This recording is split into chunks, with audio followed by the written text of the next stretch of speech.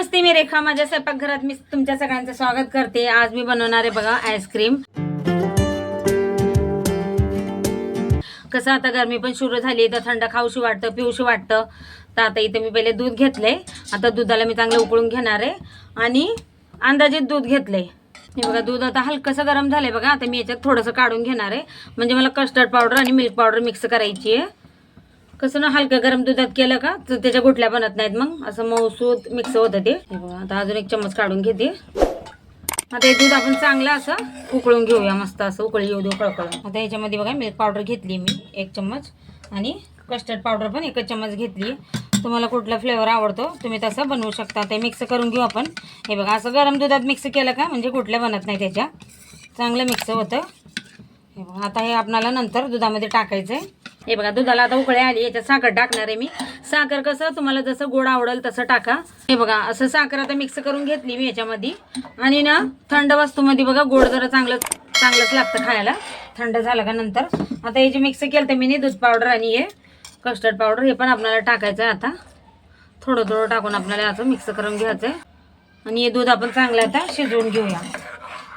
हे बघा दुधाला अशी मस्त खळखळून उकळी आली आहे बघा। बस आपल्याला अजून थोडंसं उकळून घ्यायचं आहे, म्हणजे कसं ना हलकंसं असं घट्ट झालं का मग आपल्याला गॅस बंद करायचा आहे। दूध पण असं मस्त उकळून घेतलंय बघा मी।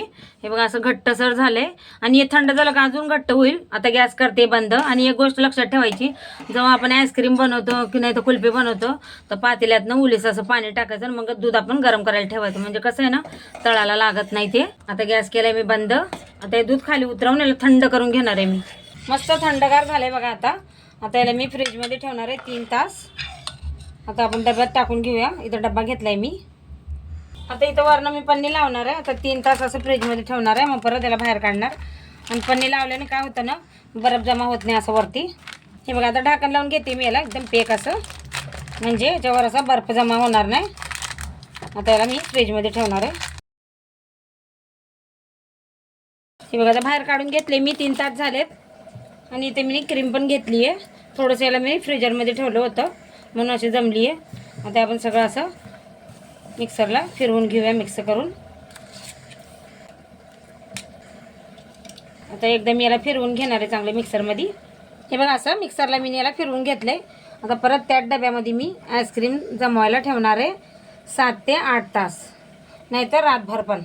रातभर बी ठेवली तर काय हरकत नाही। तसंच याला मी परत असं पन्नी लावून घेणार आहे वरतून। असं मध्येपर्यंत लावली तर असं मध्येपर्यंत लावून घेते आता सगळीकडून, म्हणजे बर्फ याला जाणार नाही मध्ये असं। आणि याच्यावरून आता ढाकण लावून घेणार आहे। ढाकण असं पेक लावणार आहे, नंतर फ्रीजमध्ये ठेवणार आहे 7 ते 8 तास, नाही तर रातभर। हे बघा किती मस्त बनली आपली आईस्क्रीम। हे बघा पुढं जसं बर्फ नाही आला का काय नाही वरती। आता त्याला मी काढून घेणार आहे। हे बघा मस्त निघते आता। हे बघा असं मी काढते याला असं। हे बघा सगळं असं काढून घेते आता। हे बघा असं काढून घेतलंय मी इथं। हे बघा जरा लहानच काढून घेतली आईस्क्रीम। हे बघा मस्त बनवून तयार झाली आईस्क्रीम। एवढं आवडत की लाईक आणि सबस्क्राईब करा।